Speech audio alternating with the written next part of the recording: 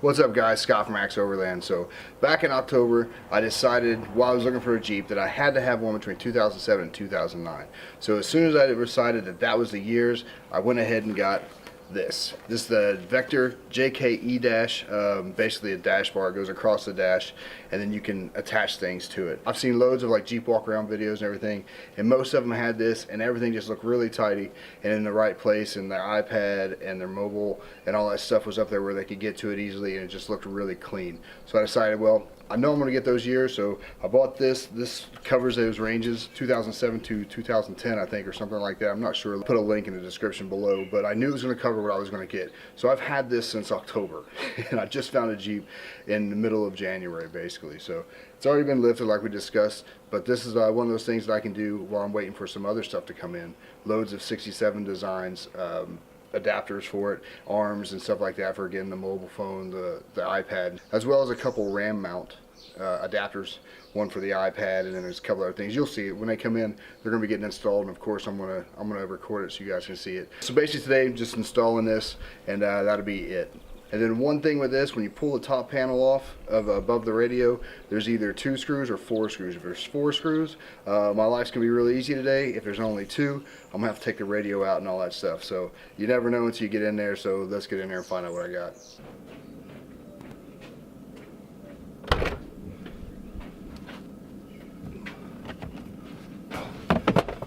Alright, so let's get rid of this sat nav, old thing. And then basically we gotta pop this up here. Try it this way. There we go. Alright, so underneath here there's the compass connection, so we gotta make sure that we don't break that.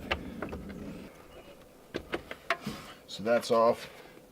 Easy enough, and only 2 screws. So the stereo is gonna have to come out, and for the stereo to come out, got to pop off this panel down here.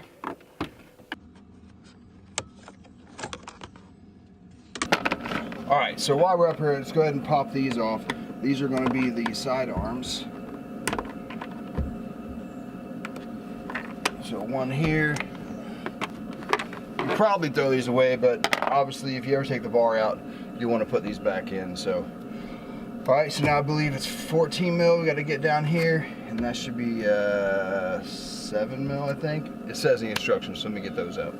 Alright, so we got 14 mil for the ones inside the dash, and then we've got 7 mil is what it was on the radio. 2 down there, 2 up here. Should be able to rocket forward enough to get behind there and get the screw started that comes with the bar. So here we go. So there's loads of videos out installing these Vector bars on Jeep dashes. I've only been able to find one that covers this year. Because all the rest of them, it's so much easier. It seems like you just got a bit of rod that's threaded, you thread it down there, you thread that one down there, and then there's one bolt and you don't have to take this off. Dead easy. This isn't the case. So anyway, so we got to get down there and get the nut off of this one in the dash. At the end, there's a good chance it'll fall, and if your fingers don't fit back here, which mine barely do, but I'll probably won't be able to use it there. I've seen people use magnets to do they get on there and like unscrew it the last couple threads and pull it off, and it's safe. And I think they've recommended in the instructions as well. So let's get to this. So let's get this thing undone. Now, one thing that I've always thought about, and again, I've had this bar since October, is like I just can see myself smashing a window with this ratchet if I'm not careful. So I'm just going to make sure I'm really careful. And actually it looks like that's pretty much enough there, but I just don't want to take it past the top where it's going to fall off inside the dash, and then I got to go buy a new nut because I really doubt I'll be able to get to it. Still got a ways. It's quite a ways down there, but I just don't want to, again, take it too far.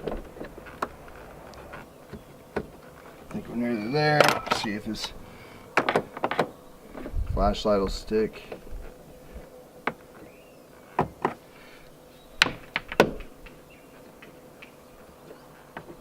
Actually, I think I can unscrew it while holding it with this magnet, and hopefully when it loosens up, I'll be able to take it right out.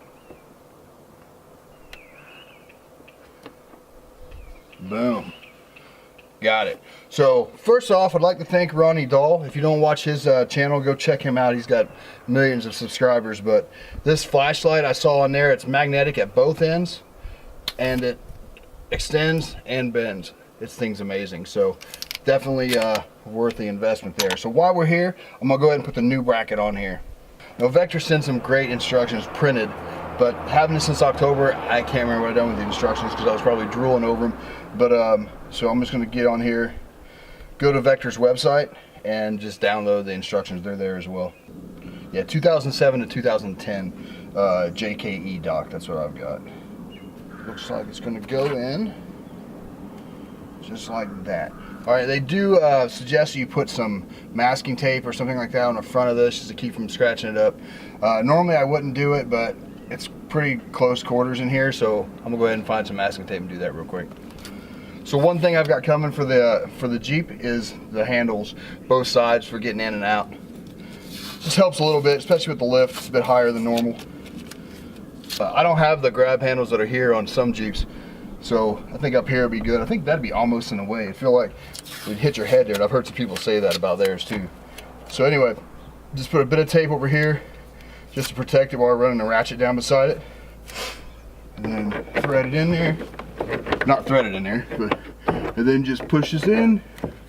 Make sure it's on the thing. And now the next tricky part is getting this nut back in there. All right.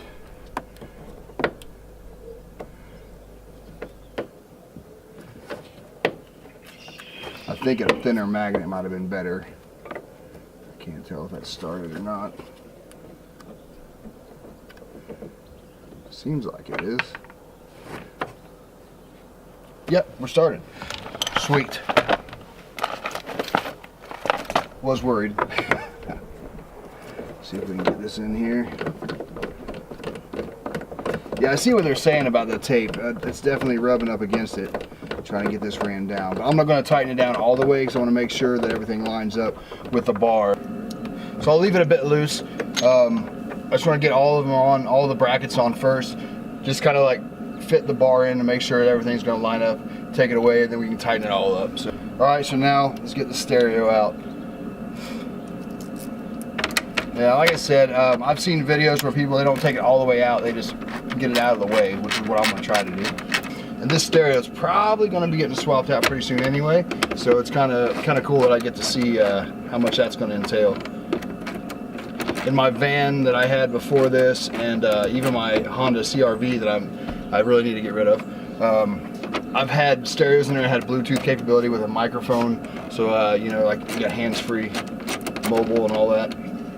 So I want to do that same thing here, but I'd like to take it to the next level and get like the audio, like I said, the CarPlay or whatever you want to call it, where you've got like a touch screen and it interacts with your phone. You can use the map off your phone if you want to. Yep, don't lose that one. So at least that'd be the goal. We'll see.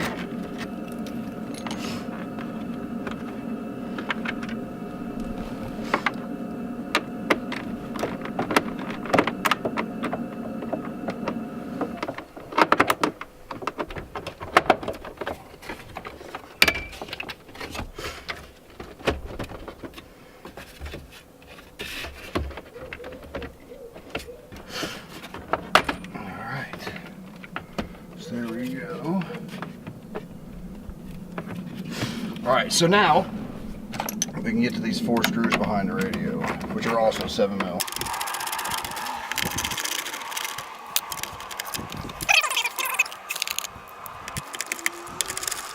Alright, so 4 screws out, pull the stereo forward, or not. Alright, so we'll just leave it up there for now.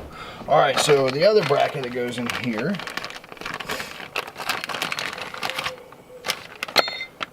goes like that. So now I just need to see which bolts we use for that. So with any luck, I'll be able to fish this through.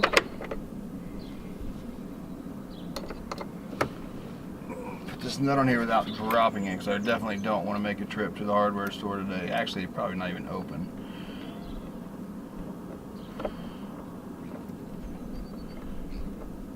Let's see. It's not too bad to get to, but Getting it started is another thing. So this one's 10 mil. So like the other one, I'm not going to go all the way tight with it yet, just because I want to make sure the bar is going to fit in here all right, and then we'll tighten up everything. I got to do the same thing now with both brackets on that side, so we'll be back when we get those done. So that side went a lot smoother, obviously, after having doing both of these once. Doing it over there wasn't as bad. But now I just want to just check fitment, see how it's all going to line up. So everything seems like it's fitting okay. I can go ahead and tighten down all 4 of these and then remove the bar, get the stereo and everything put back together, and then put this back on and tighten it down and be done. So yeah, not too bad. I was expecting it to be a lot worse, but that was actually pretty easy. So let's get the stereo back in. All right, so that's these 2 tightened back down. I'm just going to do a double check, basically a sanity check, without hitting the windscreen, hopefully, that everything still lines up. Obviously, I haven't tightened down those 2 yet, but these are the ones I'm kind of worried about. So make sure that those are all good. Yeah, we're good. All right, Scott, stop being paranoid. All right, so tighten those 2 down and get the stereo back in.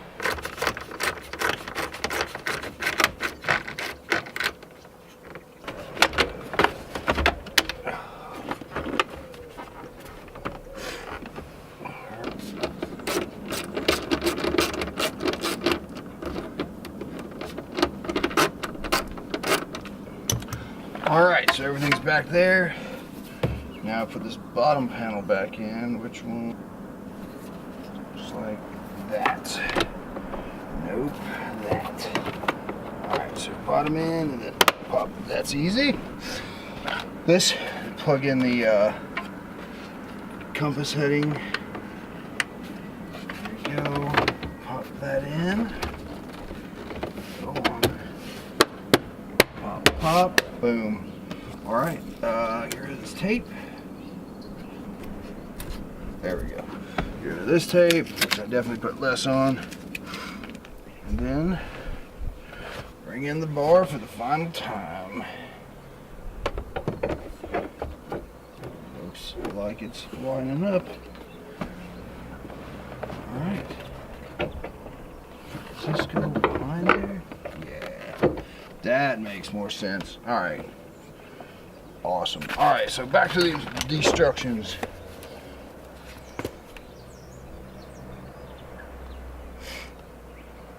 Easy enough, it seems. We need an Allen key. We'll get all these started and then I'll go get tools. All right, so not ideal, but 7/16 fits just barely. Actually, 7/16 fits quite nice. It's gonna be a pain. Where's that tape?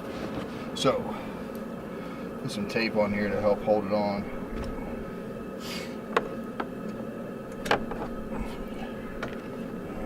Just hopefully encourage it to start correctly. Seems like it has. Alright, and again, I'm not going to tighten that until I get both sides started.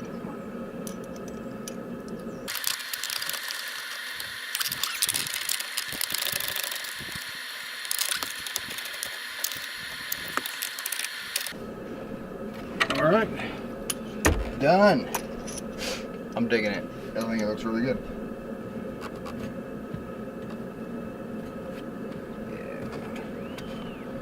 Cool.